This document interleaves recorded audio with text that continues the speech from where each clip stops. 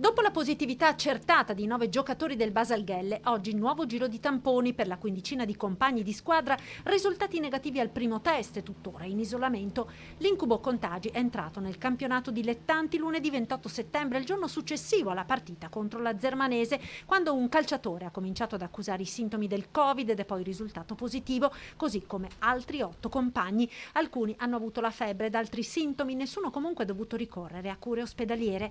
Nella squadra milita anche un giovane che vive all'ex Zanusso di Oderzo. Non aveva giocato domenica 27, essendo già scattata la quarantena per tutti i migranti della caserma, ma aveva partecipato all'ultimo allenamento il 25. La situazione è monitorata dalle autorità sanitarie, in costante contatto con la dirigenza della squadra ed il sindaco. Stiamo seguendo le direttive che ci vengono date. Io dico che se questi ragazzi sono in quarantena sicuramente devono stare isolati, ma non possiamo nemmeno fasciarci la testa.